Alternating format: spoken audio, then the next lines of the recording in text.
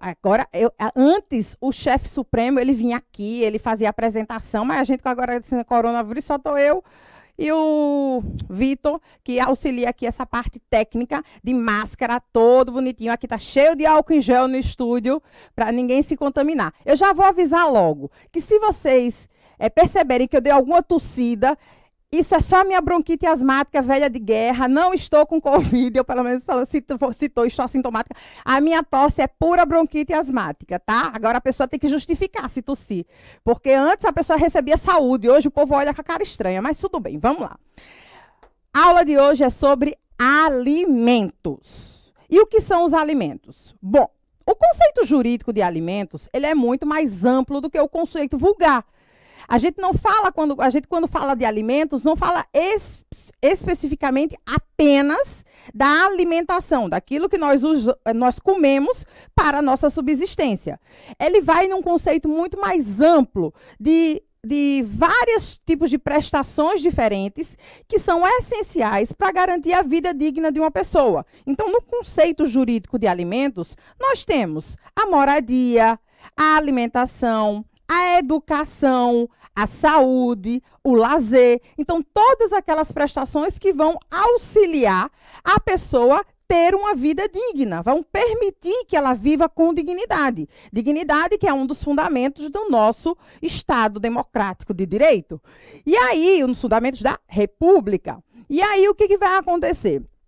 A regra pela própria Constituição, que permite ali o trabalho, a livre iniciativa, lá, o rol dos direitos sociais, a regra é que cada pessoa ela possa trabalhar para obter o seu sustento e a sua renda e dele o seu sustento.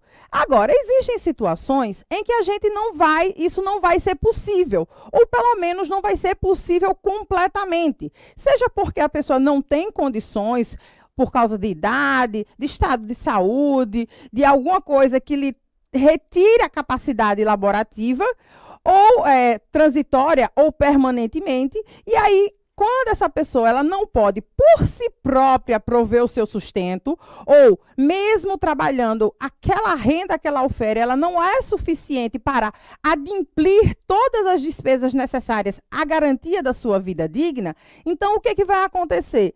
Ela vai poder pedir aos seus familiares uma colaboração, uma cooperação, o auxílio nesse seu sustento. E esse auxílio é fundamentado num direito também constitucional e também fundamento da República, que é a solidariedade social. E se a gente pensa que a família é o primeiro núcleo social onde o ser humano ele está inserido, esta solidariedade ela está mais acentuada ainda dentro da família, já que é o núcleo social mais próximo do indivíduo.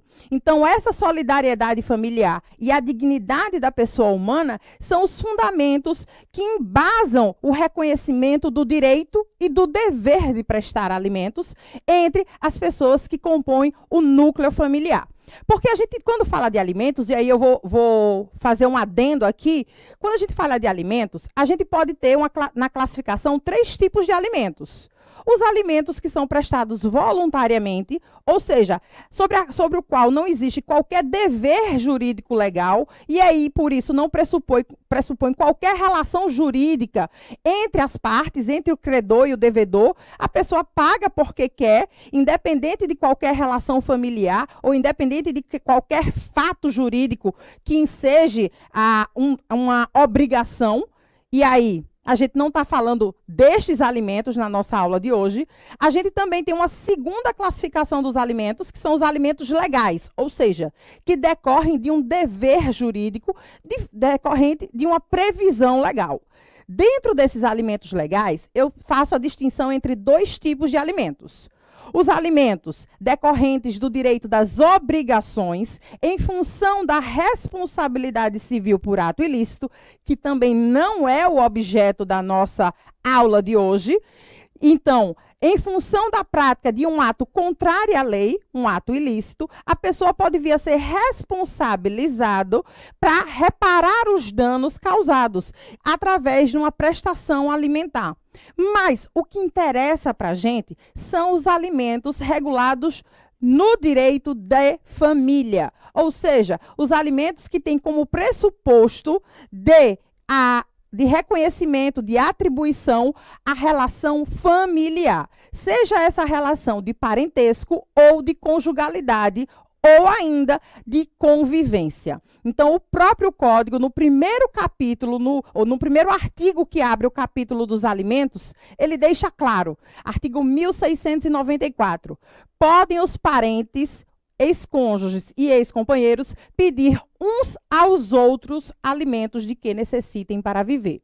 Então, existe essa obrigação, isso é um direito de quem pede e um dever de quem paga, de auxiliar, de mútuo auxílio, e para que dentro desse núcleo familiar, a família, ela possa ser um instrumento da realização pessoal de cada um dos seus membros. Realização pessoal que inclui essa vida com dignidade. Então, entendido situando o conteúdo da nossa aula, que eu sei que vocês já sabiam disso tudo, mas eu acho sempre importante a gente frisar, a gente começa a efetivamente ver os pontos que eu acho mais relevantes que vocês não podem deixar de entender sobre alimentos. Primeiro e fundamental para entender qualquer outro, os pressupostos da obrigação alimentar. Então, joga aqui na tela para mim, Vitor. Então, o que vai acontecer? Eu disse desde o começo que, a princípio, cada pessoa é responsável pela sua manutenção, pelo seu sustento. Mas se essa pessoa ela não dispõe de meios, de recursos para prover as suas necessidades, ela poderá pleitear aos seus familiares o auxílio necessário para a concretização da sua vida digna. Então, o primeiro pressuposto para que haja o dever e o direito-dever de alimentar é volta. Já comecei aqui errando. Esqueci de botar a caneta. Droga. Tem que ser com o mouse aqui. Antes era com touch. Agora só o mouse. Pronto. Agora vai. Agora sim, é a necessidade. Então, a primeira coisa que eu tenho que observar para que eu possa reconhecer o direito de pedir alimentos é que aquela pessoa que pede, ela precisa. Ela não pode, pelos seus próprios meios, prover o seu sustento. Mas, além desse pressuposto da necessidade, eu preciso de um segundo pressuposto. É o pressuposto que se impõe a quem paga, que é o pressuposto da possibilidade. O que é essa possibilidade?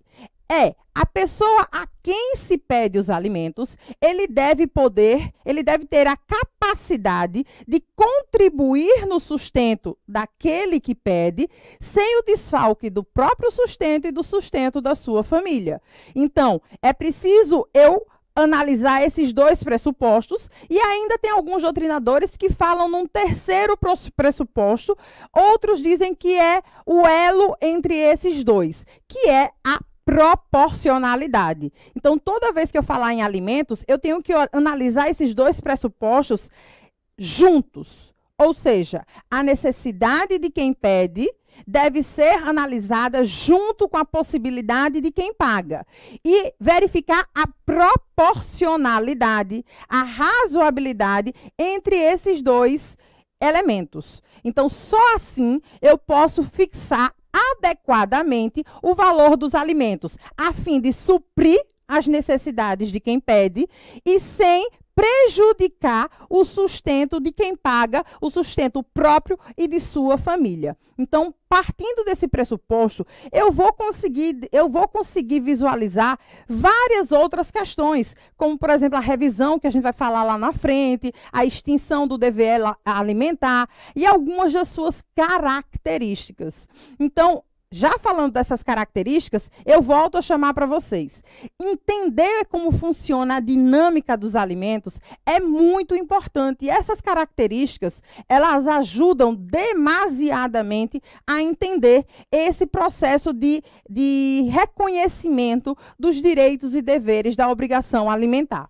Então, além de eu identificar os pressupostos da necessidade, da possibilidade e analisar a proporcionalidade entre eles, eu vou passar agora a falar um pouco das características. Eu não trouxe todas as características dos alimentos, apenas aquelas que eu julguei mais relevantes e que eu vejo que são reiteradamente cobradas, não só no exame da ordem, como também em diversas provas de concurso. Então, vamos lá. Joga aqui na tela para mim. A primeira característica é a reciprocidade. Ou seja, os alimentos, eles são recíprocos. O que que significa isso? Significa dizer que hoje a pessoa que pede, amanhã pode ser obrigada a pagar alimentos. Tanto é que, como eu falei, eu já citei aqui o artigo 1694, ele diz expressamente: podem os parentes, ex-cônjuges, ex-companheiros, pedir uns aos outros. Então, eu posso pedir, eu como filha posso hoje pedir ao meu pai, mas no futuro, até pelo aquele dever constitucional de assistência, de amparo, que cabe aos idosos, que cabe aos filhos, em função dos seus pais idosos, em função dos idosos, aí esse filho que um dia recebeu pode vir a pagar os alimentos. O próprio Código usa essa expressão da reciprocidade no artigo 1696, quando diz que o direito a alimentos é recíproco entre pais e filhos e extensível a outros parentes. Então, ele estabelece um rol de pessoas dentro da família, e prestem atenção, não são todos os parentes que tem direito de pedir, nem que tem a obrigação de prestar alimentos. A primeira distinção que a gente precisa fazer é com relação ao parentesco civil, biológico e por afinidade. Quando a gente fala no parentesco civil, que é o decorrente de relação jurídica, por exemplo, adoção, socioafetividade, reprodução assistida heteróloga, esse parentesco não vai ter qualquer distinção em relação ao parentesco biológico, para qualquer fim, até porque a própria Constituição, ela diz expressamente que é vedado qualquer tratamento discriminatório entre os filhos, qualquer que seja a origem da filiação. Agora, em relação ao parentesco por afinidade, que é o parentesco que se forma entre a pessoa e os familiares do seu cônjuge ou companheiro, esse parentesco, ele não está previsto como uma forma de um parentesco a quem cabe a obrigação alimentar. Então, a primeira distinção com relação ao parentesco que eu queria fazer é isso. Os alimentos não se impõem aos parentes por afinidade. Agora, dentre os parentes, sejam eles socioafetivos, adotivos, biológicos, dentre os parentes da família da pessoa, a gente tem a separação de 3 classes de parentes: os descendentes, os ascendentes e os colaterais. O nosso ordenamento jurídico não reconhece limitação de grau para os ascendentes e descendentes. Então, eu posso ter descendente de primeiro, segundo, terceiro, quarto, quinto, sexto, infinitos graus. Agora, pela própria questão da expectativa de vida do homem, não é muito comum que eu tenha parentes da linha reta, seja descendente, seja ascendente, de graus muito elevados. Mas não há restrições. Agora, com relação à terceira classe de parentes, que são os parentes colaterais, o próprio legislador limita o parentesco, o reconhecimento jurídico de efeitos a esse parentesco, aos parentesco colateral de 4º grau. Então, eu só tenho na linha colateral o reconhecimento de efeitos jurídicos aos colaterais de 2º, que são os irmãos, os colaterais de 3º, que são tios e sobrinhos, e os colaterais de 4º, que são tio-avô, sobrinho-neto e primo. A lei genericamente reconhece todos esses parentes, mas para fins de alimentos, prestem atenção, para fins de alimentos, eu só vou reconhecer a obrigação alimentar, o direito e o dever de pedir alimentos para descendentes, ascendentes e para os irmãos, sejam eles bilaterais ou unilaterais.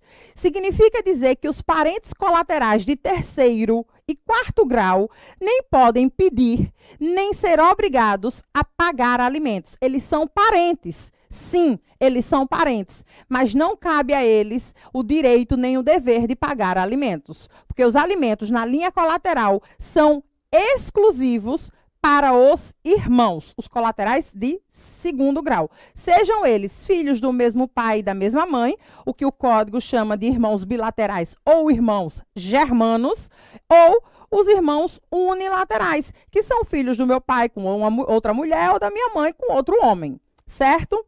Então, quando a gente fala nessa reciprocidade, a reciprocidade é entre descendentes, ascendentes e tão somente os irmãos na linha colateral. Ok? Voltando. Segunda característica, o direito a alimentos, ele é sucessivo. O direito dever. O que é que significa isso? Que eu observo uma ordem de chamamento dos devedores de alimentos a adimplir essa obrigação. Por mais que genericamente ele diga que cabe alimentos aos descendentes, aos ascendentes e aos irmãos, ele estabelece uma ordem. A quem eu vou pedir os alimentos em primeiro lugar? Então, a ordem é, primeiro, eu vou pedir alimentos aos meus ascendentes. E dentro da classe dos ascendentes, eu também observo esse caráter sequencial e excludente, a princípio excludente. O que é esse caráter sequencial e excludente? Primeiro, eu vou chamar os ascendentes de primeiro grau, e aí só se esses ascendentes de primeiro grau não existirem, porque já morreram, porque são desconhecidos, ou eles não tiverem possibilidade, eles não tiverem condições de arcar com os alimentos, aí eu continuo a sequência de chamamento. Continuo na mesma classe, mas chamo o grau seguinte. Aí eu chamo os ascendentes de segundo grau. Então, existe uma sequência. Se eu não tiver ascendentes, aí eu vou verificar se a pessoa que pede alimentos, ele tem descendentes. E dentro da classe dos descendentes, eu vou seguindo a mesma sequência. Aí, não tendo descendentes, não tendo ascendentes, não tendo descendentes, aí, por fim, eu chamo os irmãos a prestar os alimentos. Então, existe essa sequência, existe esse caráter sucessivo da obrigação alimentar, que está expressamente consignado no artigo 1697 do Código Civil. Tá joia? Terceira característica que tem muita relação com esse caráter sucessivo é o caráter da subsidiariedade, ou seja, os parentes mais remotos, os parentes da mesma classe ou da classe seguinte, que não são chamados imediatamente a pagar os alimentos, eles só vão ser chamados em caso de impossibilidade, como eu disse, ou se mesmo que, por exemplo, os pais, eles possam pagar alimentos, aquilo que eles podem contribuir não é suficiente para adimplir as necessidades de quem pede. Então, o que é que eu vou fazer? Eu vou chamar os parentes do grau seguinte ou da classe seguinte para complementar. Eu só posso, então, chamar os parentes mais afastados quando os mais próximos, eles não têm condições total ou parcialmente de adimplir a obrigação alimentar. Então, esse chamamento das classes seguintes, das classes subsequentes, ele dá de forma subsidiária e complementar. Ou seja, somente quando os primeiros obrigados, ou eles não podem suportar a prestação. E aí, só que eu chamo a atenção de vocês para um fator. O fato de eu ter mais de um devedor, ou seja, da obrigação alimentar, ela ser repartida entre vários pagantes, vários devedores, como, por exemplo, no caso do filho que demanda em relação aos alimentos em relação ao seu pai. E aí esse pai, ele até pode prestar alimentos, mas ele não pode prestar tudo que o filho necessita, a quantia necessária, o valor necessário para suprir as necessidades do filho. Então, podem ser chamados avós de maneira subsidiária e complementar para poder é fazer a complementação do valor daqueles alimentos. Aí, o que vai acontecer?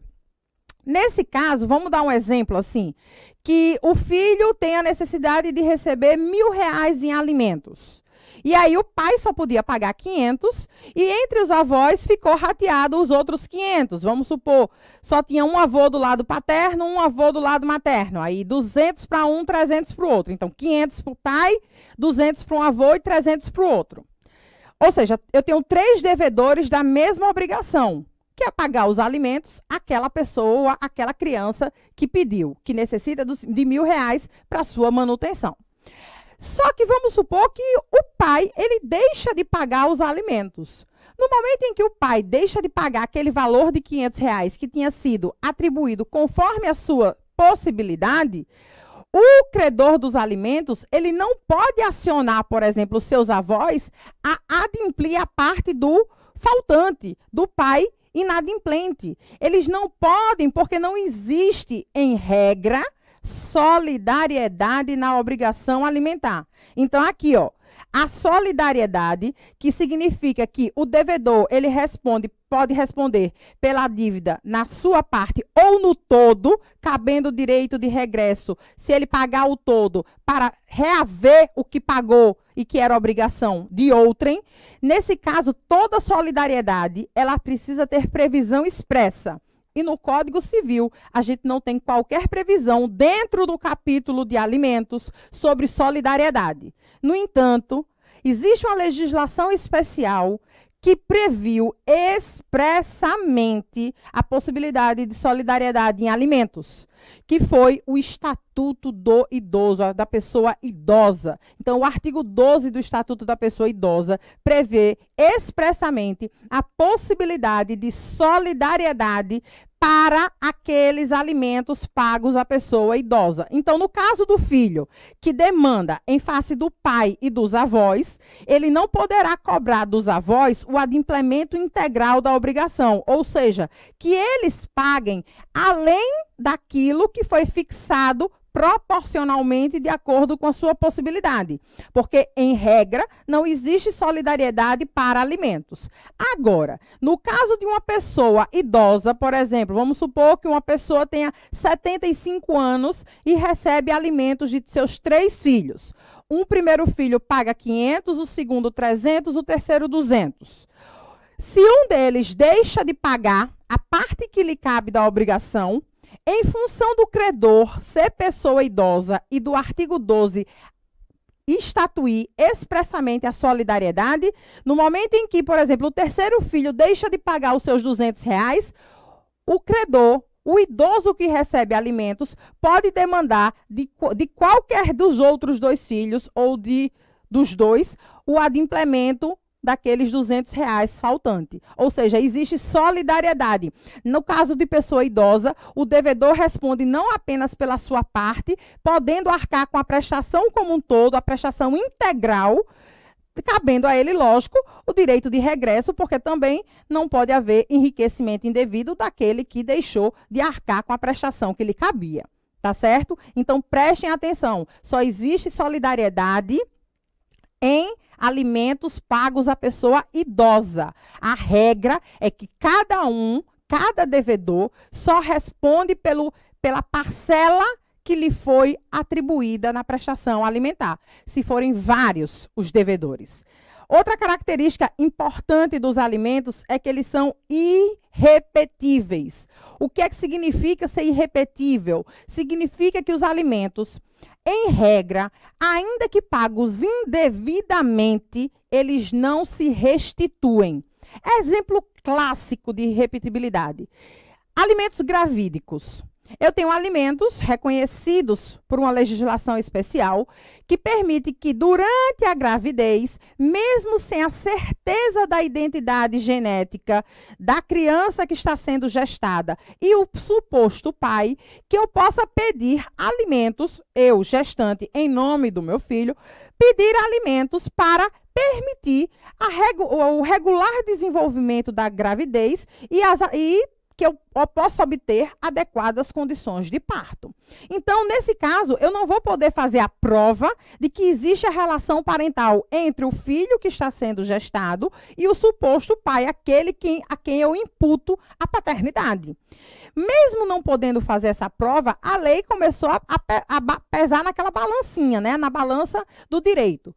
O que é mais importante? Eu garantir a vida do feto em desenvolvimento ou garantir o crédito do suposto pai, que pode não ser pai, mas que pode ter a sua vida patrimonial atingida em função da obrigação alimentar. Bom, a vida e o regular desenvolvimento do feto são muito mais relevantes. E aí, o que é que diz a lei? A lei de alimentos gravídicos? Que eu posso impor a obrigação alimentar mesmo sem prova do elo familiar, do vínculo parental, da paternidade, da filiação, baseado em meros indícios de paternidade. Então, se eu conseguir juntar elementos que convençam que, pelo menos na data da concepção daquela criança, eu mantinha um relacionamento amoroso sexual com o suposto pai, é possível que o juiz arbitre os alimentos gravídicos. Agora, pode acontecer de que e eu não poderia, não necessariamente estaria usando de má fé, que eu tenha demandado contra o fulano, por exemplo, o Zezinho, só que além do Zezinho, eu mantinha relações sexuais com outra pessoa. Eu mantinha relações sexuais também com o Joãozinho. Eu mantinha relações sexuais no momento em que eu engravidei com 2 pessoas. Mas eu disse, eu não vou entrar com ação de alimentos gravídicos contra os 2. Poderia, tem algumas decisões que permitem litisconsórcio passivo facultativo, não é necessário. Aí, eu entro com a ação em face só do Zezinho.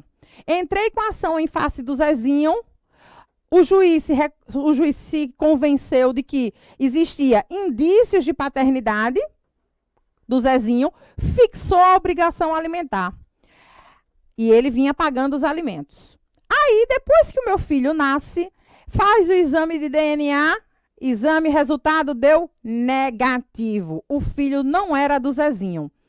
O que vai acontecer? O Zezinho pagou indevidamente. Porque se ele não era o pai, ele não tinha obrigação de pagar alimentos, já que os alimentos são decorrentes do parentesco. E aí, o que vai acontecer? Neste caso, ele não vai poder pedir que eu restitua aquilo que eu recebi dele indevidamente. Porque você lembra dos pressupostos da obrigação alimentar. Se eu pedir alimentos em favor do filho em gestação, é porque eu sozinha não conseguia prover o sustento dele, o necessário para o seu regular desenvolvimento durante a gestação e as adequadas condições de parto. Então, se eu precisava, como é que eu vou conseguir restituir esses alimentos? Agora, se eu me utilizei de má fé, se eu sabia que o Zezinho, ele não poderia ser o pai do meu filho, e se conseguisse provar essa litigância de má fé, aí sim cabe o ressarcimento, a restituição, a repetição dos alimentos pagos indevidamente. Bom, a gente não tem previsão legal sobre isso, mas não custa nada a gente soltar essa informação. O que a doutrina e alguns julgados vêm reconhecendo é a possibilidade do Zezinho, que não era o pai do meu filho, ingressar com ação de regresso contra o Joãozinho, que depois, após o exame de DNA, foi comprovado que era o pai do meu filho. Então, o que vai acontecer? Ele vai cobrar o Zezinho, que pagou indevidamente, porque pagou sem ser pai, poderá cobrar do Joãozinho, que é o verdadeiro devedor, aquilo que ele pagou em seu nome, pois ele pagou indevidamente, já que o pai, de fato, era Joãozinho. Tá joia? Mas o que eu quero deixar claro para vocês é que, se não houver má fé de quem pede os alimentos, não pode haver a restituição desses alimentos, embora eles tenham sido indevidamente pagos. Indevidamente pagos porque o devedor, ele não se caracterizava como uma possível pessoa a quem deveria ser imputada a responsabilidade da obrigação alimentar. Tá joia? Eu acho que, basicamente, estas são as 5 características mais importantes dos alimentos. O código ainda fala lá na vedação, acessão, compensação, e eu acho isso um pouco lógico, por quê? Se eu recebo R$1.000 de alimentos para suprir as minhas necessidades, como é que eu vou transferir uma parte desse valor a terceiro? Como é que eu posso transferir isso? Porque se eu transfiro o mínimo que seja a um terceiro, eu vou estar deixando de receber o que é necessário à minha subsistência. Então, se o juiz identificou, ou se um acordo entre as partes, homologado judicialmente, identificou que era R$1.000 o valor necessário à minha subsistência, eu não posso receber menos do que 1.000. Tanto é que o pagamento, ainda que parcial, da obrigação alimentar, ele gera a possibilidade de inúmeras sanções, inclusive a pena de prisão, que a gente vai falar daqui a pouquinho. Porque a minha possibilidade a minha necessidade é baseada no valor de R$1.000. Se eu recebo menos de 1.000, por mais que eu receba, digamos assim, a maior parte do valor da prestação, eu não vou estar concretizando o necessário a garantir a minha vida digna.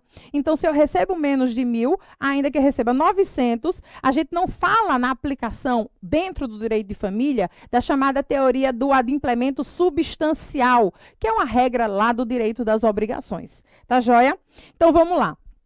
Eu trouxe aqui 3 classificações dos alimentos. Eu até comecei a aula falando de uma classificação quanto à fonte normativa, dizendo os alimentos voluntários, os legais decorrentes de direito das obrigações e os alimentos decorrentes de direito de família. Mas eu trouxe outras 3 classificações que eu acho muito importantes. Com relação ao tempo da obrigação alimentar.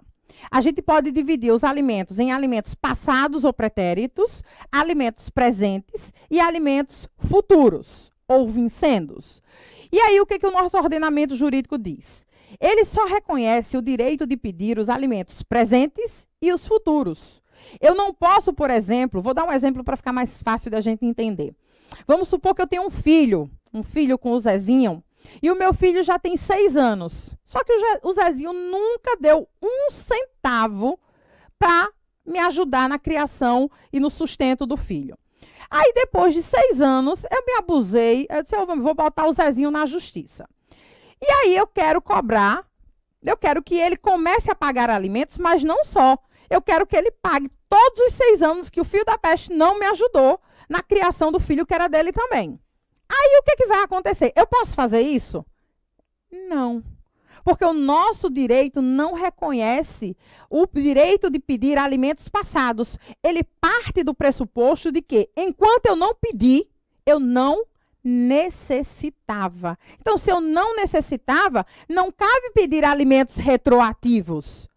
Eu vou pedir alimentos dali para frente. Ou seja, a partir do momento em que a necessidade é verificada, os alimentos presentes, e aí todos que se vencerem depois da propositura da demanda e mesmo depois da sentença que confirma o direito de receber aqueles alimentos. Então, quando a gente fala no tempo da obrigação alimentar, no sentido o que eu posso pedir, qual tempo eu posso pedir os alimentos, eu só posso pedir alimentos presentes e futuros. É daqui para frente. O para trás, prescreveu, digamos assim. Eles não podem ser pleiteados, certo?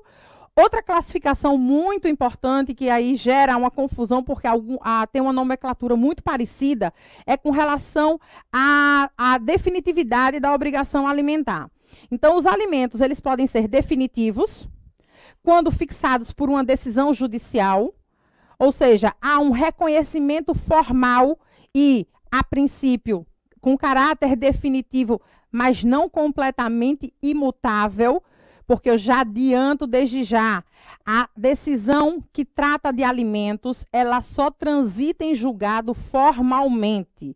Ela não transita em julgado materialmente. Ela não faz coisa julgada material. O que é que significa isso? Que os alimentos, eles não podem ser modificados no mesmo processo, na mesma ação onde já existe uma decisão final transitada em julgado.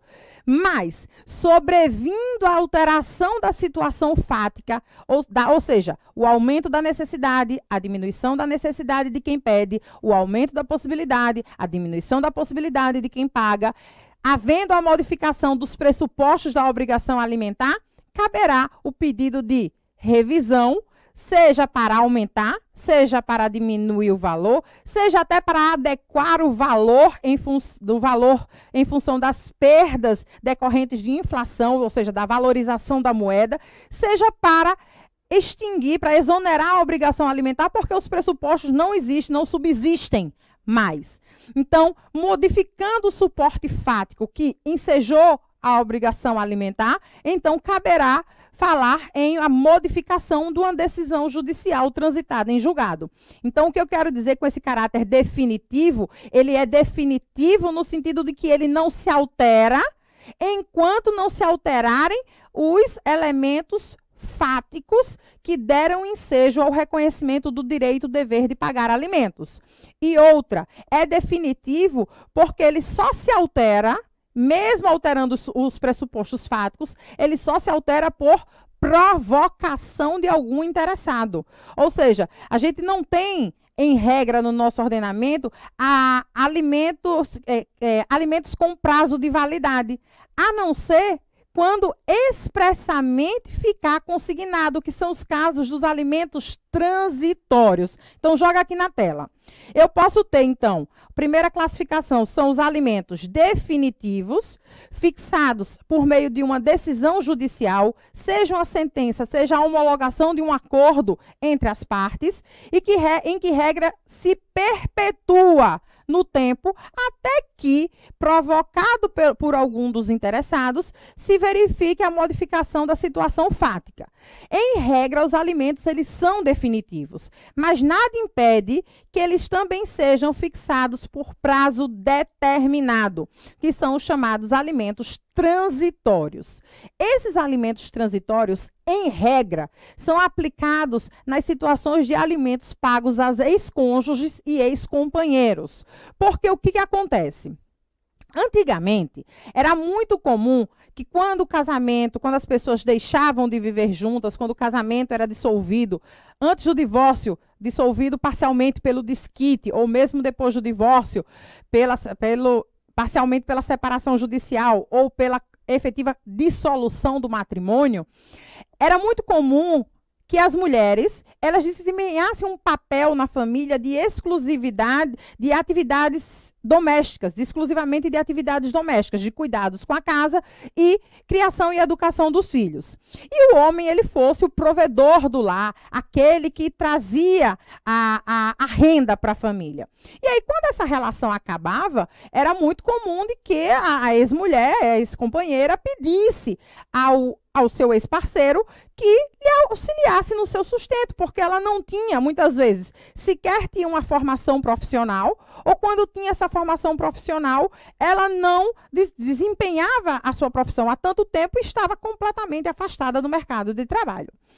Enfim, a nossa realidade hoje é completamente diferente.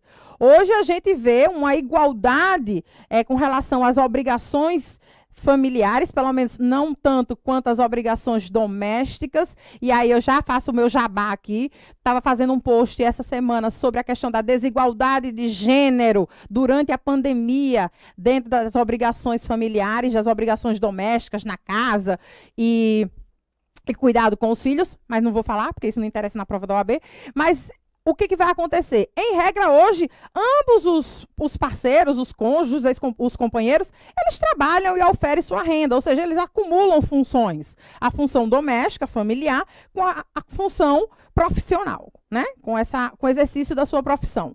E aí, a não ser em situações muito particulares, excepcionais, não cabe mais hoje em dia falar em alimentos a ex-cônjuges e ex-companheiros. Porque dissolvido o matrimônio, dissolvida a união estável, cada um segue seu rumo, continua a exercer sua profissão e pode oferir a renda necessária ao seu sustento. Eu acho engraçado que tem algumas decisões judiciais que usam a expressão assim: ex-marido, ex-mulher não é órgão de previdência privada. Ou seja, justamente, o caráter assistencial dos alimentos entre ex-cônjuges ou ex-companheiros é medida excepcional. Ele não deve funcionar como o mesmo caráter assistencial do sistema do INSS, da Previdência. Enfim. Aí o que acontece? Mas, excepcionalmente, eu posso identificar situações em que a pessoa, muitas vezes, ela abdica da sua profissão para se dedicar aos cuidados da família por uma decisão do casal. E aí, nesse caso, o que acontece? A pessoa é jovem, tem uma formação profissional, e quando o casamento acaba, nada impede dela poder vir a ingressar no mercado de trabalho. Só que isso pode levar um tempo. E aí, o que normalmente acontece? Geralmente, quando são reconhecidos alimentos, direito a alimentos entre ex-cônjuges e ex-companheiros, esses alimentos são fixados em caráter transitório. Geralmente não menos de 6 meses e não mais de 2 anos. O juiz, lógico, analisando o caso concreto, ele vai identificar qual um período razoável para que esta pessoa que se encontrava afastada no mercado, ela possa retomar as suas atividades profissionais e aí poder obter a sua própria renda. Então, se fixa, desde a sentença que reconhece, o termo final dos alimentos transitórios. Lógico, existem situações em que esses alimentos entre ex-cônjuges e ex-companheiros não serão transitórios. Como, por exemplo, muitas vezes pessoas com idade muito elevada, pessoas que têm, por alguma doença, alguma deficiência, têm diminuída ou limitada a sua capacidade laborativa. Então, nesses casos, não há que se falar em transitoriedade, porque aquela situação ela não vai ser revertida. Então, mas a regra hoje é que os alimentos entre ex-cônjuges e ex-companheiros são excepcionais e, em regra, quando admitidos, são transitórios. Eles têm data fixada para o seu fim. E aí, chegando àquela data, eu não preciso provocar o Poder Judiciário novamente para pedir a extinção da obrigação. Ela se extingue por si só, porque chegou o termo final fixado desde do seu reconhecimento. Ok? Reconhecimento em caráter definitivo. Só que, além dos alimentos definitivos e além dos transitórios, eu posso ter, logo no início da demanda, o pedido liminar do reconhecimento da obrigação alimentar. Porque, veja bem, a gente sabe como é longo e como é moroso um processo judicial, ainda que seja um processo judicial de alimentos, que envolve toda uma questão de necessidade, subsistência essencial à própria manutenção da vida da pessoa. Mas, enfim, nós sabemos como funciona o nosso sistema judiciário, que é lento. Imagine que se eu entrasse com um pedido de alimentos hoje e só pudesse efetivamente ter reconhecido esse direito lá no final do processo, quando fosse dada a sentença, seja em caráter definitivo ou transitório, dos alimentos.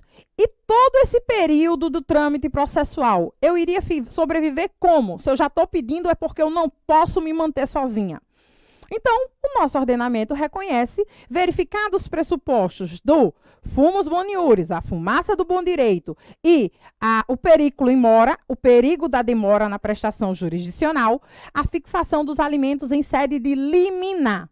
E aí, com relação a esses alimentos em sede de liminar, eles poderão ser denominados alimentos provisórios ou alimentos provisionais. É a mesma coisa? Não é a mesma coisa. No final, o reconhecimento é o mesmo. É a atribuição do dever de pagar alimentos em caráter liminar. Mas o que diferencia e o que faz o que diferencia a nomenclatura desses alimentos em caráter liminar é o fato do fundamento da obrigação alimentar já estar constituída ou não. Vou dar um exemplo para ficar mais fácil de entender. O meu filho lá com o Zezinho, de 6 anos, que o filho da peste nunca pagou alimentos. Ele até registrou o filho como dele. Registrou, mas não dá 1 centavo.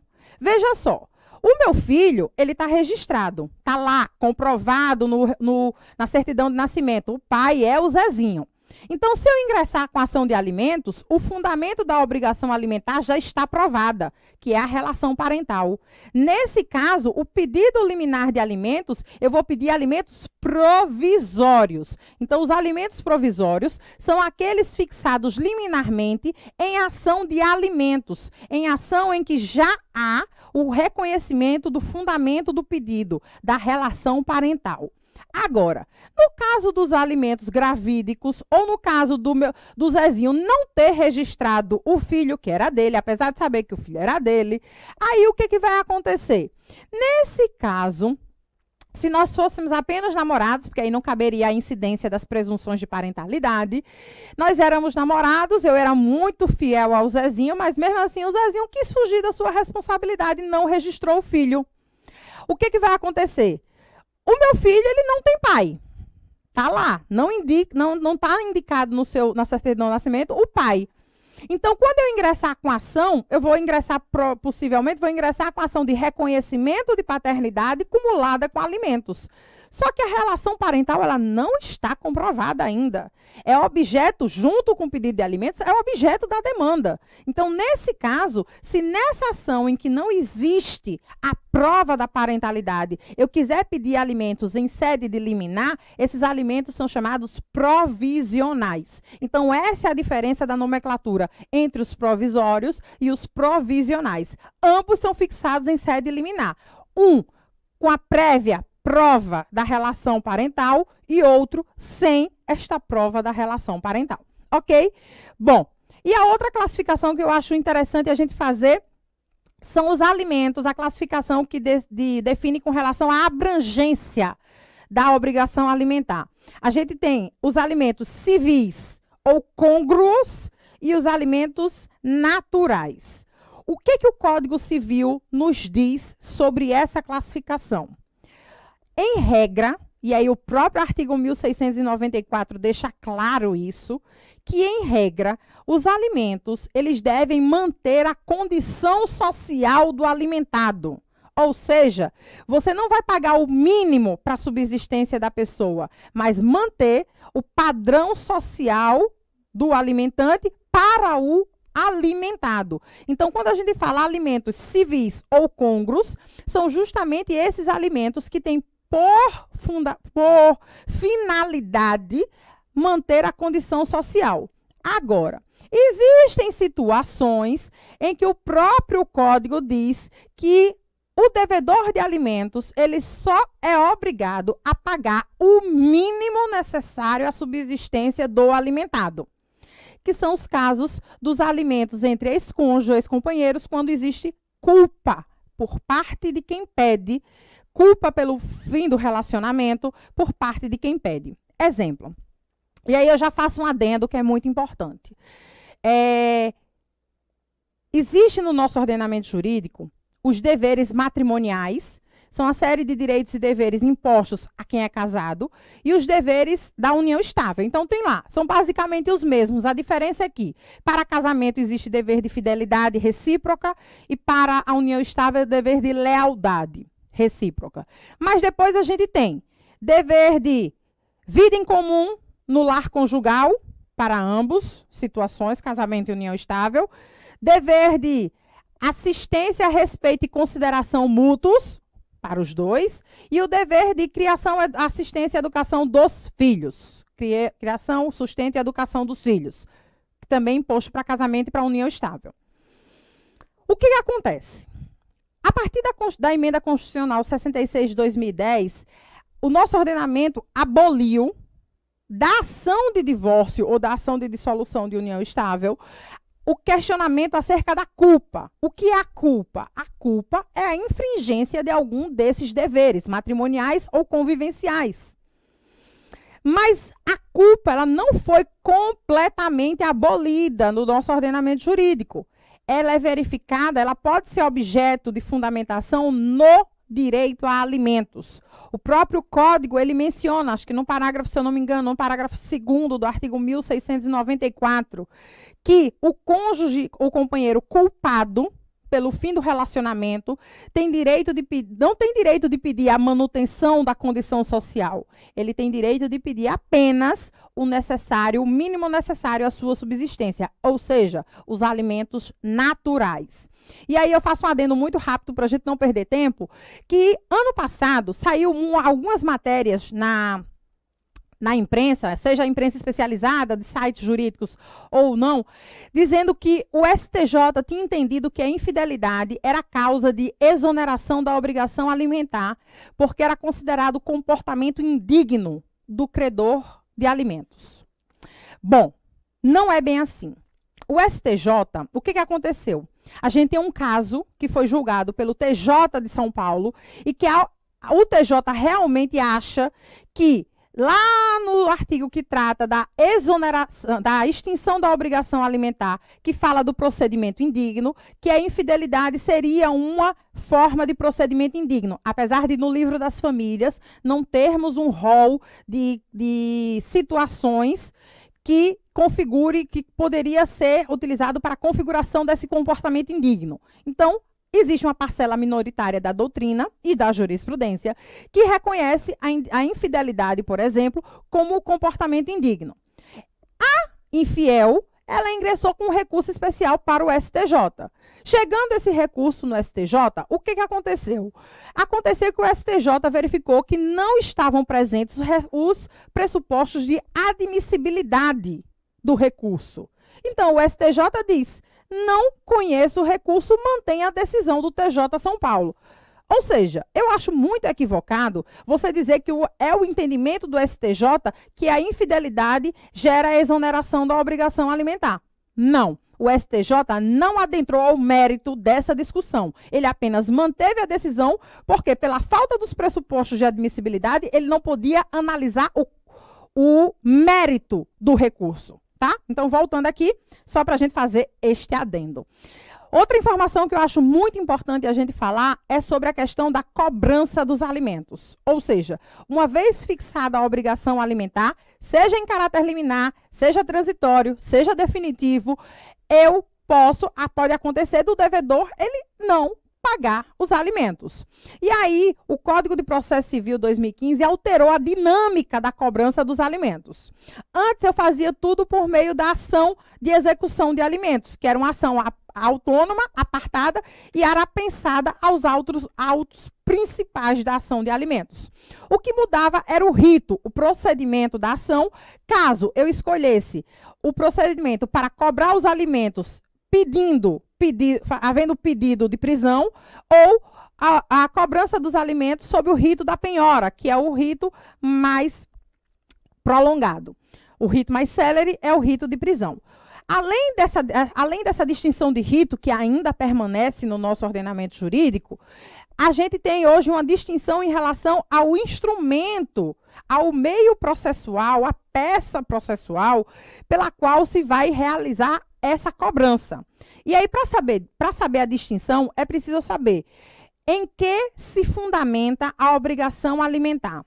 É em título judicial, se for em título executivo judicial, o remédio é o cumprimento de sentença. Então, o que é que vai acontecer? No procedimento, eu ingresso com uma petição pedindo o cumprimento da sentença onde foram fixados os alimentos. Se eu estiver falando de alimentos fixados com base em um título executivo extrajudicial, aí o remédio da cobrança é por meio da ação de execução de alimentos, certo? Então, façam essa distinção. Título executivo, a cobrança é por meio de cumprimento de sentença. Título executivo extrajudicial, por meio da execução de alimentos. E aí, para saber a resposta do réu, no cumprimento de sentença, a resposta se dá por meio da impugnação e na execução pelos embargos à execução. Então, são nomenclaturas diferenciadas que podem gerar uma situação em que vocês podem cair em alguma pegadinha na prova. Então, prestem atenção quanto a essas nomenclaturas, tanto da petição de quem cobra, quanto da resposta do réu. E essa distinção baseada no título que deu origem à obrigação, se o título é judicial ou extrajudicial.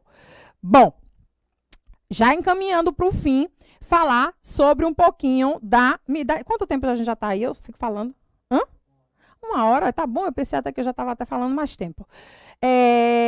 A gente vai falar agora sobre a questão da prisão civil do devedor de alimentos, que é a única hipótese de prisão, de recolhimento de uma pessoa ao estabelecimento prisional que não seja baseado em um ilícito penal, ou seja, em crime ou contravenção. Então, hoje o nosso ordenamento jurídico só permite que uma pessoa seja presa por uma causa que não seja a infração da legislação criminal, no caso de dívida alimentar. Só que é o seguinte, no caso da prisão decorrente de alimentos, é preciso a gente entender algumas particularidades da demanda. Primeiro, o pedido de prisão, ele deve ser baseado no descumprimento voluntário e inexcusável da obrigação. O que é que significa essas palavras tão bonitas e complicadas? Bom, eu não sei se vocês já tiveram a oportunidade de ver um mandado de prisão, quando é expedido numa ação de cobrança de alimentos, que o juiz, quando recebe a petição, que há o pedido de prisão e que ele confere, ele reconhece aquele direito, ele não manda imediatamente prender.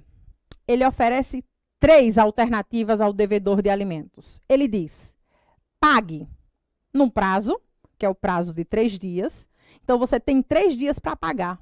Porque a intenção do juiz, e de ninguém ali, na verdade, a finalidade primordial da prisão não é punir o devedor de alimentos.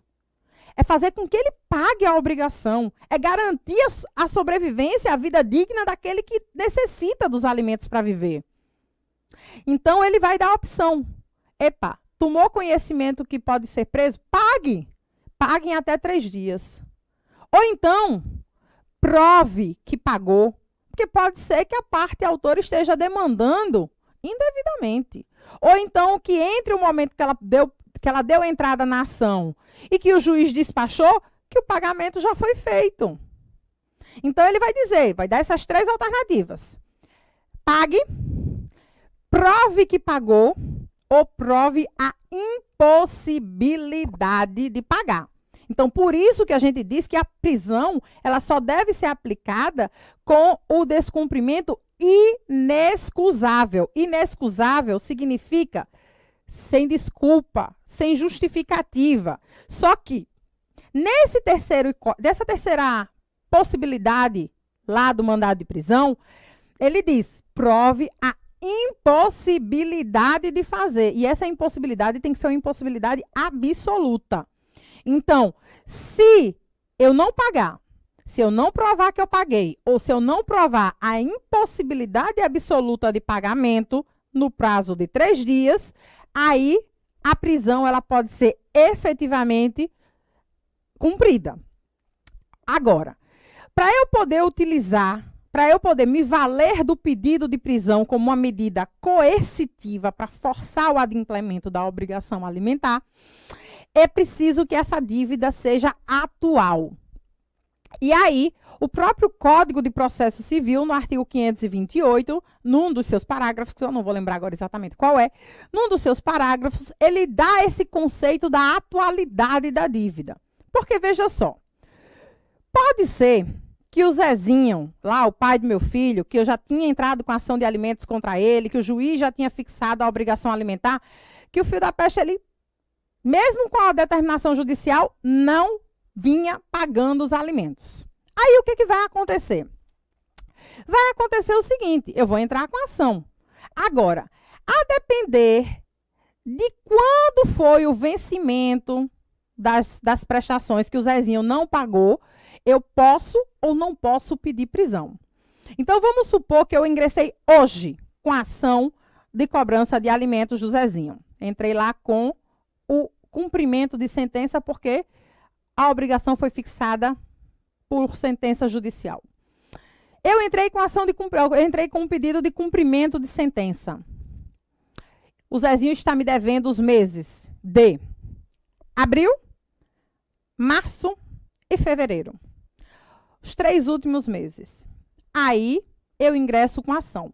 Esta ação, ela pode ser, eu posso, por meio dela, pedir a prisão do Zezinho. Porque, segundo o Código de Processo Civil, dívida atual é aquela referente aos 3 meses anteriores ao ajuizamento da demanda.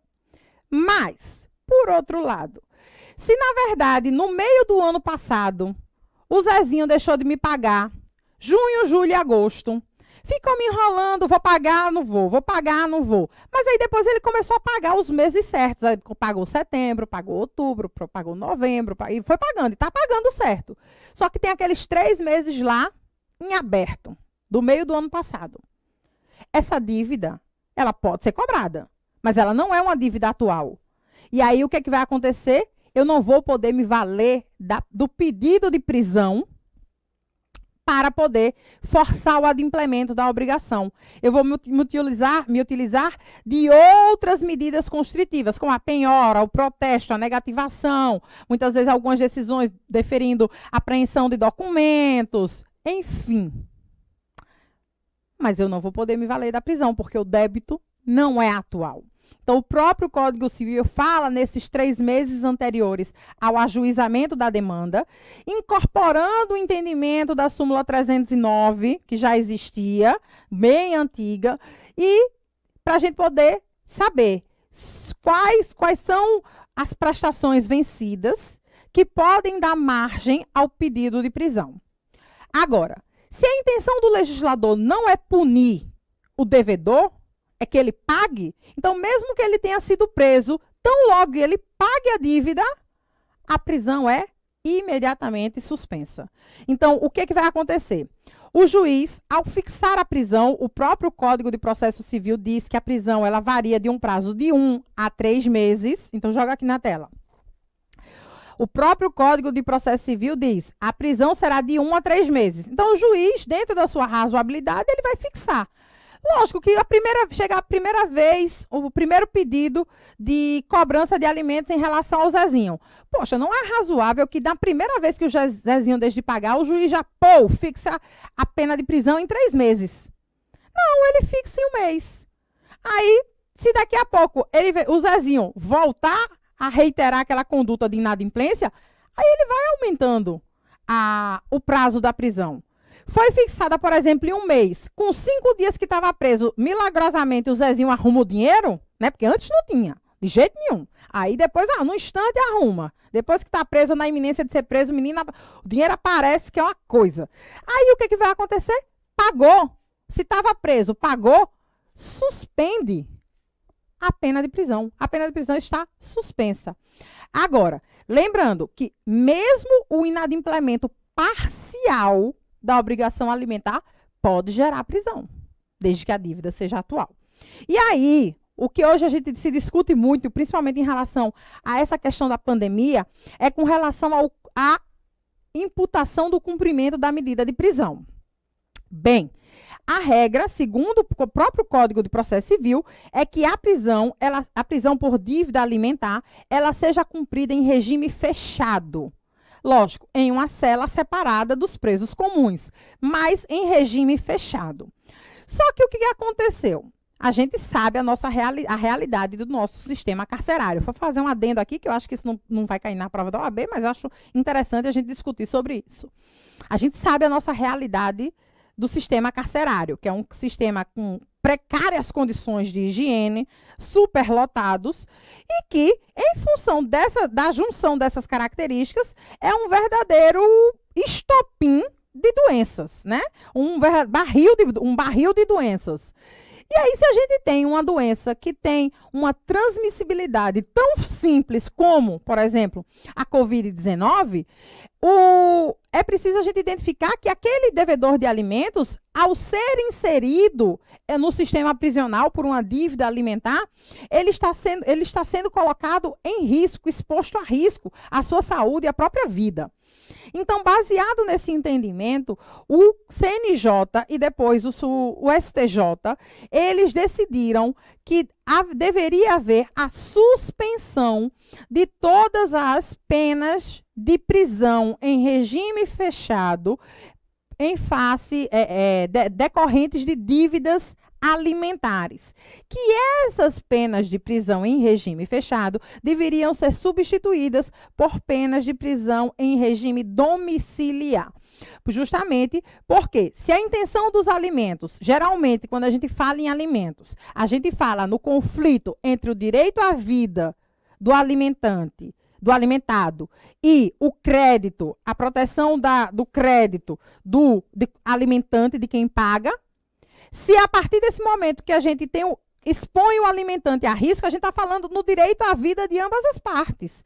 O direito à vida de quem recebe e depende dos alimentos para viver, mas o direito à vida de quem paga e de que, inserido num ambiente superlotado, com péssimas condições de higiene, exposto ao risco, pode também ter a sua vida colocada em situação de vulnerabilidade. Se a decisão é acertada ou não, se a prisão domiciliar ela cumpre a finalidade que proposta, a finalidade pela qual foi criada a pena de prisão por dívida alimentar, aí são outras discussões. Bom, e para a gente encerrar, eu abri o espaço para que a gente possa ver algumas dúvidas, ver se vocês têm alguma dúvida ou alguma pergunta sobre alguma parte que eu também não tratei. A gente vai falar sobre a possibilidade, que eu já disse, de alteração dos alimentos. Seja no sentido da revisional, de rever a prestação, ela se mantém, mas é alterado o suporte fático que embasou, e aí, por isso, ela precisa ser reajustada, ou no sentido de afastar a obrigação alimentar. Então, dentro da revisional, deixa eu botar aqui, dentro da a minha letra não é nada bonita nesses negócios. Estou botando até ponto onde não tem i. Na revisional dos alimentos, a gente pode ter 3 pedidos distintos. A atualização do valor, e aí é para reajuste dos efeitos deletérios da inflação. Por isso que, geralmente, para evitar esse tipo de demanda e de certa forma, a economia processual, por isso que nas ações de alimentos deve-se evitar impor a obrigação alimentar em um valor fixo. Por exemplo, eu não vou botar R$1.000. O ideal é que, por exemplo, eu converta sempre esse valor que eu quero receber, que é necessário a concretização das minhas necessidades, que eu sempre reverta ele, use como referencial ou a remuneração do alimentante ou o valor do salário mínimo. Então, eu faço uma simples regra de 3. Quanto equivale R$1.000 em relação ao salário, a remuneração do alimentante? É 20%, é 25%, é 30%, é 40%? Bom, e aí eu estipulo o valor em 40%, porque no momento em que esse alimentante ele tiver uma promoção, receber um aumento no trabalho, ou ele tiver uma redução da sua remuneração, o valor dos alimentos automaticamente se ajusta.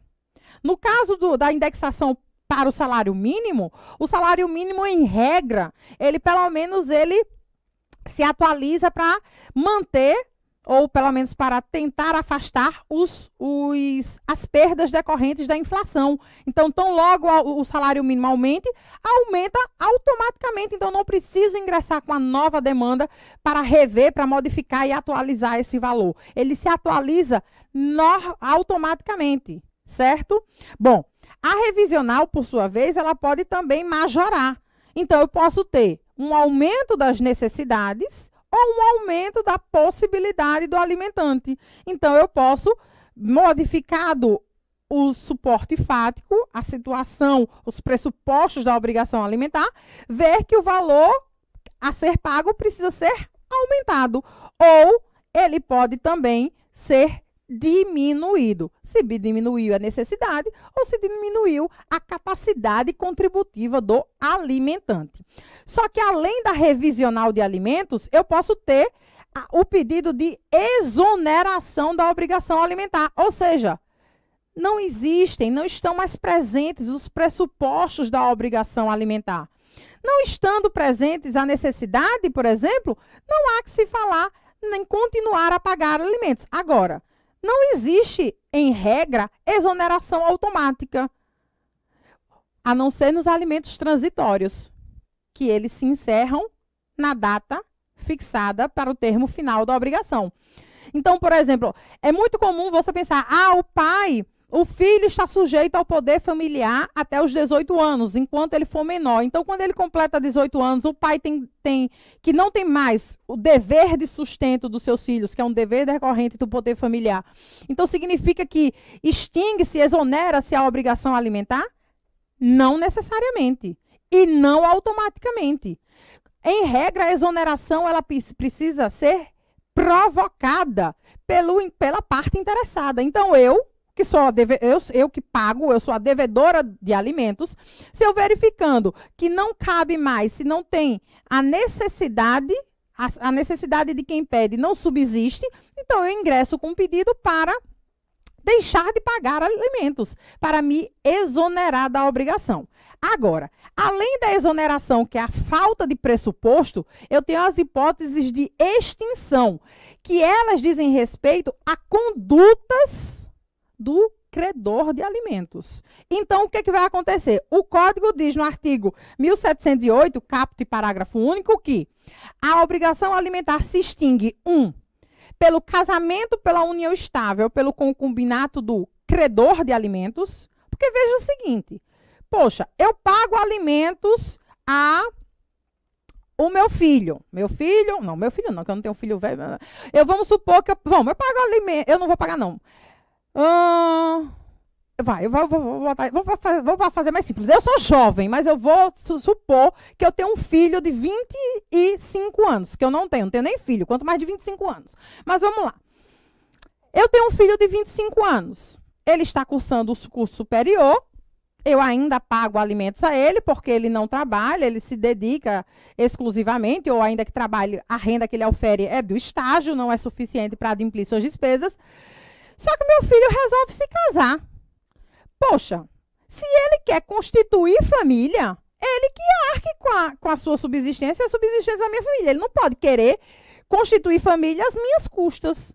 Então, se o meu filho, a quem eu pago alimentos, ele quiser casar, ele case, ele vive em união estável, ele seja amante da caixa prego. Lá na caixa, pode fazer o que quiser, pode ter qualquer vínculo familiar. Inclusive até o concubinato, que apesar de não ser família, está mencionado não ser reconhecido como entidade familiar pacificamente pela maioria da doutrina da jurisprudência, está mencionado nesse artigo.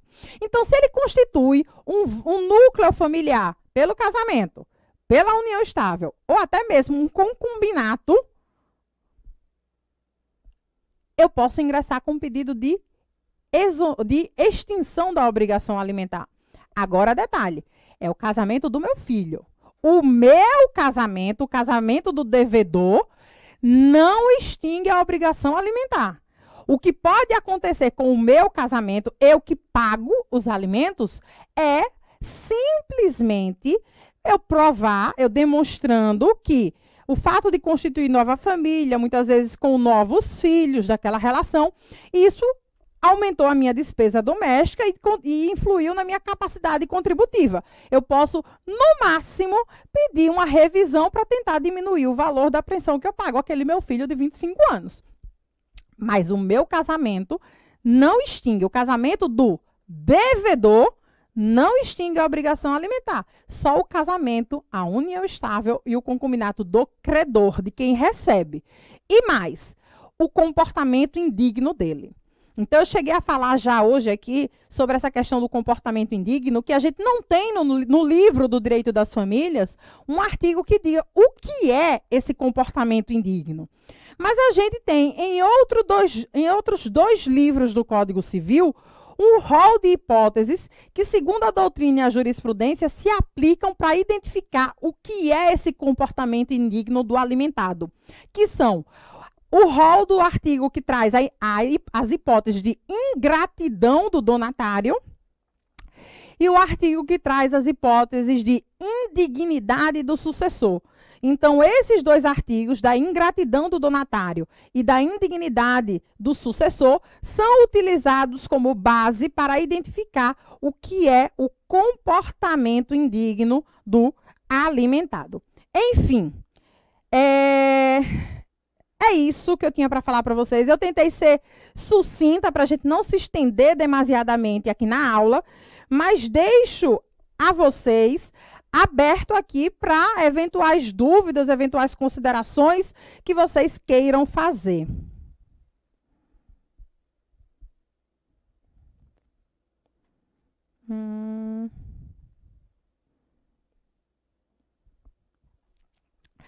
Deixa eu ver aqui. O Kleber já fez uma pergunta. Ele disse, após 3 meses de prisão e não paga a dívida, o que podemos fazer? Bom, a cobrança, ela continua em função, porque mesmo exorbitando o prazo de prisão, a dívida continua em aberto. Se ela não foi paga, a cobrança continua e você pode usar outras medidas constritivas, penhora, protesto, negativação, etc. e tal. E se, durante o curso dessa prisão, se vencerem as outras prestações, já depois daquelas que embasaram o pedido de prisão, o pedido de prisão pode ser reiterado com base já nestas prestações que se venceram depois da propositura da ação de cobrança. Tá joia?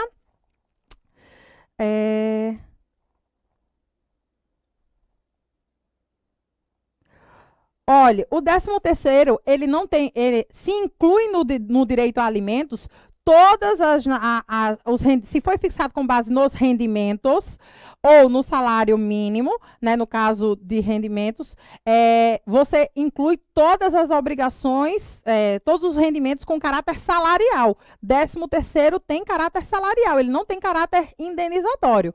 Então, deve sim os alimentos incidir no 13º salário, tá joia? Amorecos, muito obrigado. Que bom que vocês gostaram. Deixa eu voltar aqui para ver se tem mais alguma pergunta.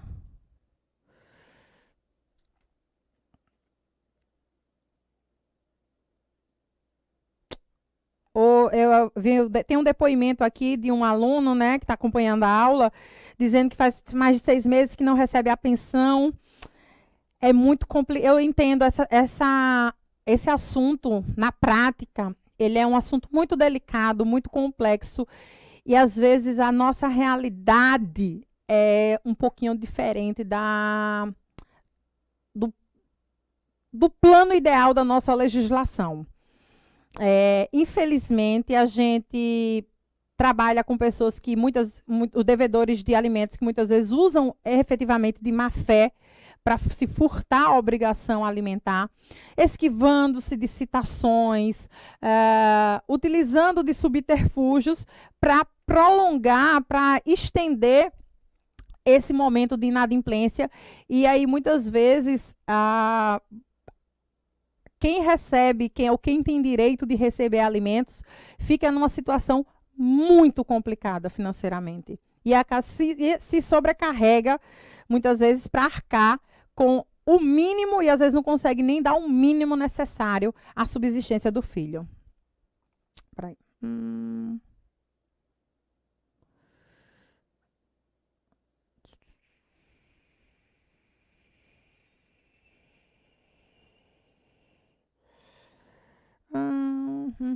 Pronto, eu acho que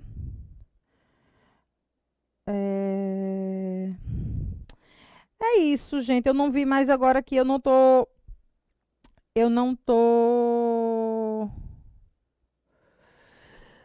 O Marcos voltou a fazer a pergunta sobre a prisão.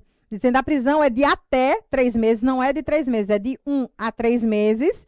Caso não ocorra o pagamento nesse período, a pessoa continua presa. Você pode pedir, durante o cumprimento da pena, a a decretação de um novo pedido de prisão. Se o juiz acatar, já continua a prisão pelo novo período fixado, entendeu? Então, sempre que se vencerem as prestações, é possível reiterar e renovar o pedido de prisão. Agora, só que é preciso que o pedido seja fundamentado em novas dívidas, né? No vencimento de outras prestações. Ai, que ótimo, Silvana, adorei sua pergunta. Adorei. A Silvana pediu para falar sobre a questão da prescrição ou da imprescritibilidade dos alimentos. Bom, deixa eu fazer isso que eu esqueci de falar, mas é muito interessante. O direito de pedir alimentos é um direito imprescritível. Prestem atenção. O direito de ver reconhecido o direito de recebimento a alimentos é imprescritível. Eu posso pleitear esse direito a qualquer tempo. Não se sujeita a prazo. Agora, uma vez fixada a obrigação alimentar, uma vez reconhecido esse direito, e este direito não sendo pago tempestivamente, aí o direito de cobrar os alimentos é sujeito a um prazo prescricional de 2 anos. Então, atentem-se a isso. A dívida alimentar vencida e não paga se sujeita ao prazo prescricional de 2 anos. Mas eu boto um asteriscozinho aqui, que foi justamente o comentário que a Silvana fez. O nosso código diz que contra absolutamente incapazes não corre prescrição. Ou seja, se a pessoa que recebe os alimentos tiver menos de 16 anos, esse prazo de 2 anos é ignorado.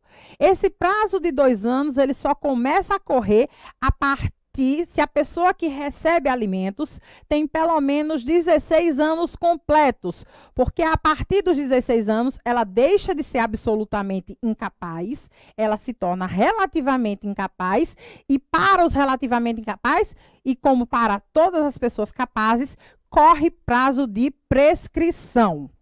Certo? Como? Pessoa separada de corpo. Bom, boa.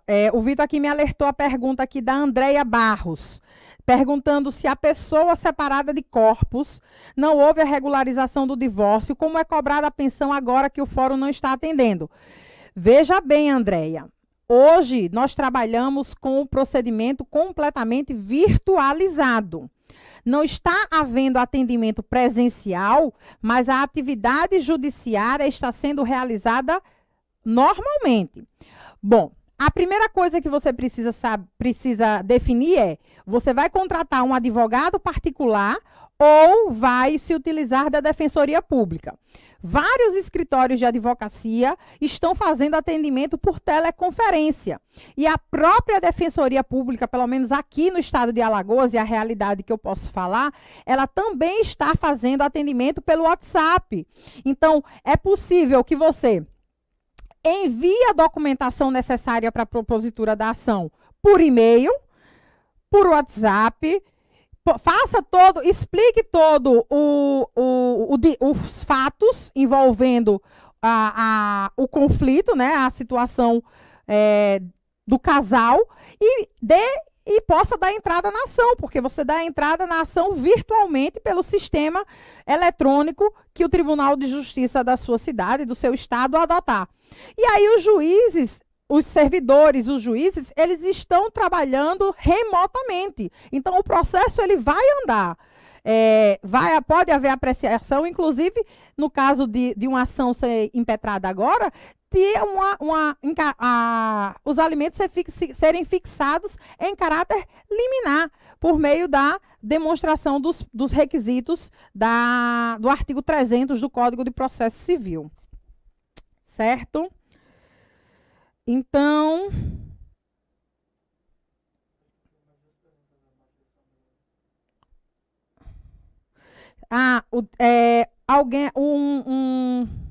Um link aqui, eu não tenho um nome, mas é Direito NNC, perguntou, se o executado não tiver bens para penhorar, como é que fica o pagamento?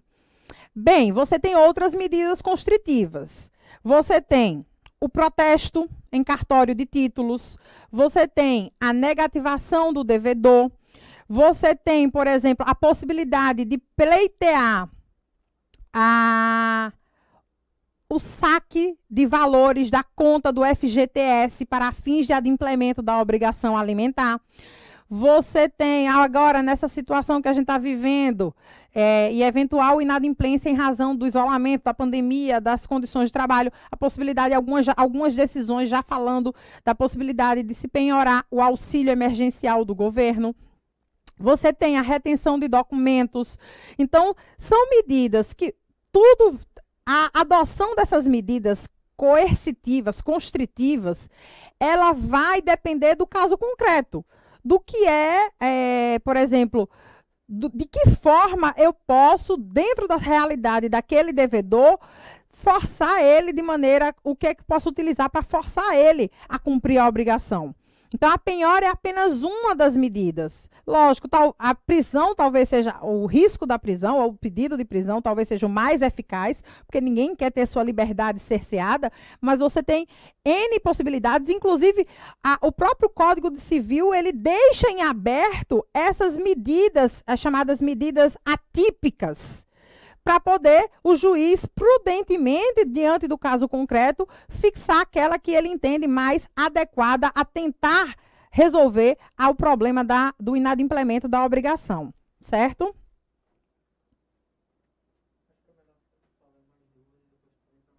Certo, eu vou ler aqui as últimas duas. Eu já respondi a pergunta do Adriano, né? Que ele perguntou se a prisão civil do devedor de alimentos em regime fechado deve ser deferida no momento. Há uma decisão do STJ e uma recomendação do CNJ dizendo que recomendando a substituição da prisão em regimes fechado por prisão domiciliar. Então, são decisões que estão sendo utilizadas como referências nesse momento de pandemia. A Silvana pergunta se o pai deve, desde o filho ter 8 anos e hoje tem 18, será cobrado dos 10 anos sem pagar? Não, não pode ser cobrado alimentos passados. Eu só posso, veja só, eu posso cobrar, eu posso pedir alimentos dali para frente, mas se os alimentos estivessem reconhecidos e apenas não pagos, ele vai poder cobrar só os 2 últimos anos, por causa da prescrição, já que a partir dos 16, começa o prazo dos 2 anos. Então, ele só vai poder cobrar os 2 anos, se ele já tiver 18. Certo? E a Simone aqui perguntou, quando há um alimento fixado, o devedor entra com a revisional e o juiz não concede a tutela. O devedor, mesmo assim, paga o valor que acha devido. Pode pedir a sua prisão? Pode, porque o pagamento, o inadimplemento, ainda que parcial, ele pode ensejar a prisão, já que o valor da prestação foi fixado com base na necessidade. Se eu pago menos do que aquele valor, eu não vou suprir a necessidade do alimentado. E aí eu chamo a atenção de vocês para mais uma questão que é muito importante. Vamos supor, aproveitando essa pergunta da Simone, que eu recebo alimentos no valor de R$1.000. E aí, o pai do meu filho, o Zezinho, ele ingressa com ação revisional para tentar diminuir a pensão para 500, provando a diminuição da necessidade do filho ou diminuição da sua possibilidade. Só que durante essa ação revisional, durante o trâmite dessa revisional, ele deixa de pagar alimentos. É preciso que o credor da obrigação alimentar fique atento a isso e promova medidas de cobrança desses alimentos que se venceram no curso da ação revisional. Por quê?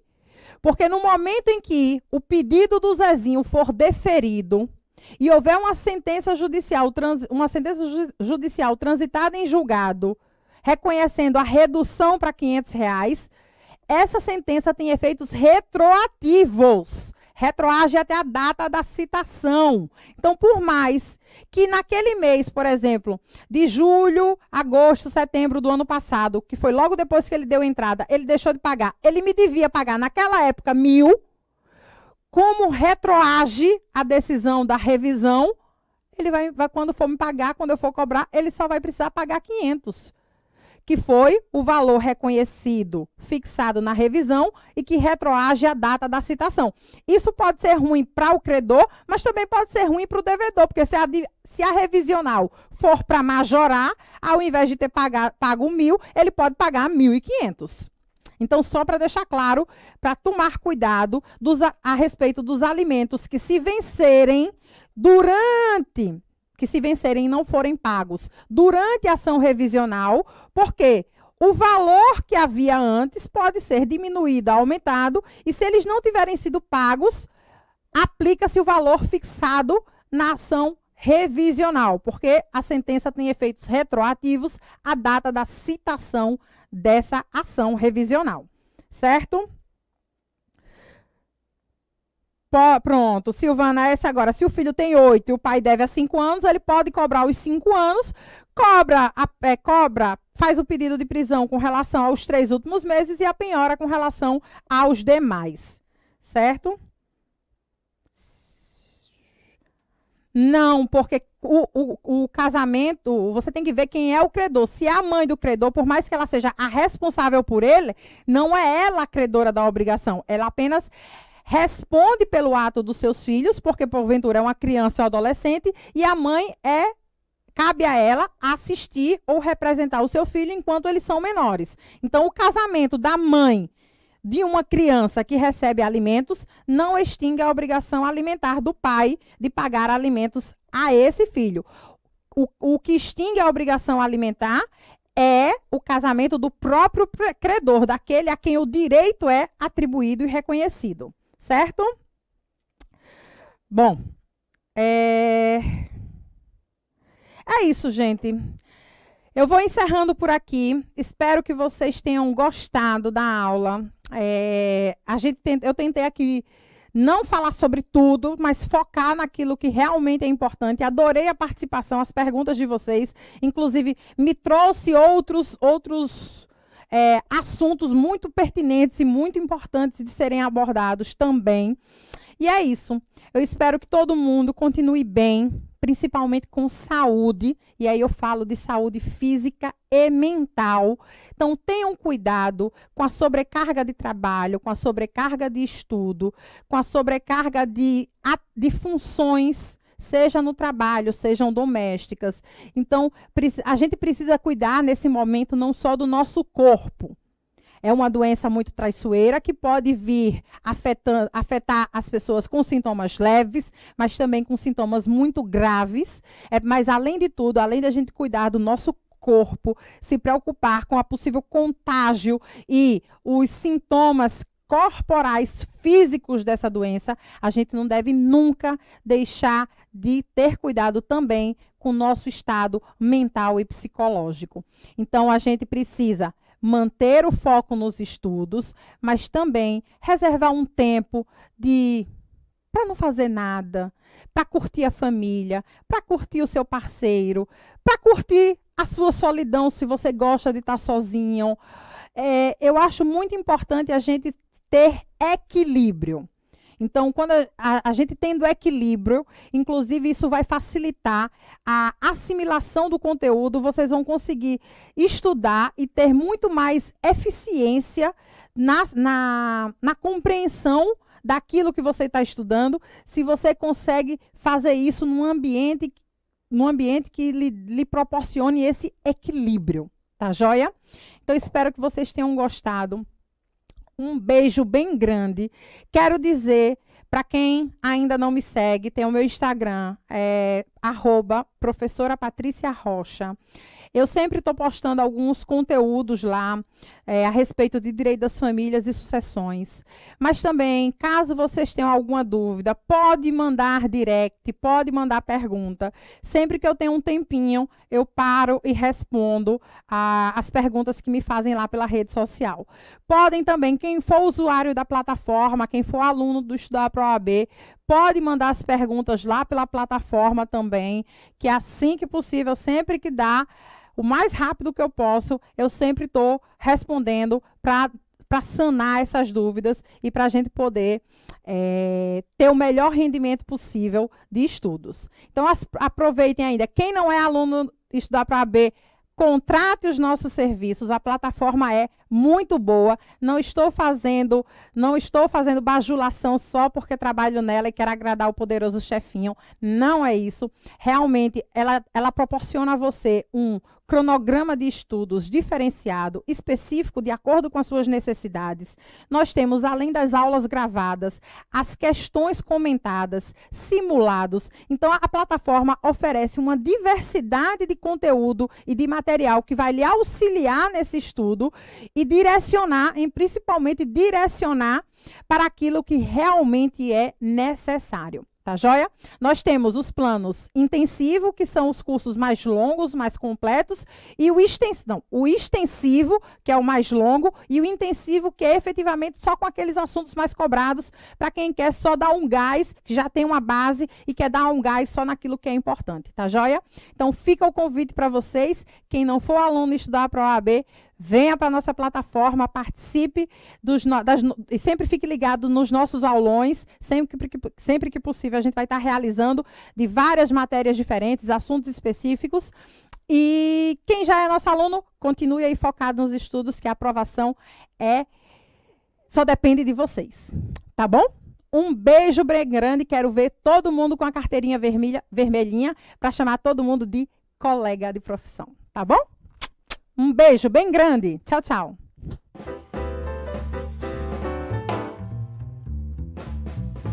O Estudar para a OAB surgiu com a crescente necessidade de ter algo novo no mundo do ensino para o exame de ordem. Por qual razão? Nós vimos que os índices de reprovação da OAB, eles são crescentes. Então, nós chegamos aí a índices de 85% de reprovação. Então, o que é que há de errado? Qual é a grande dificuldade que o aluno hoje, que o estudante da OAB, ele encontra para não conseguir a aprovação?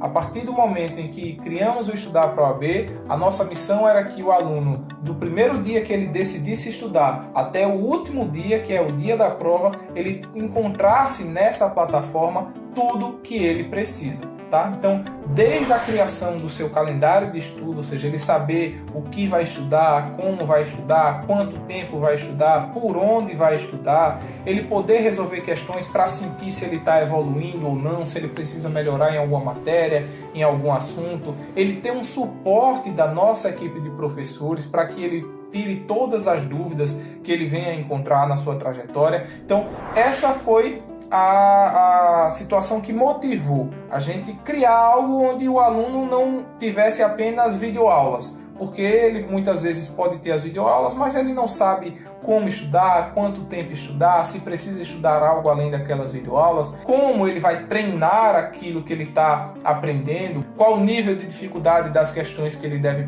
procurar, que ele deve pesquisar.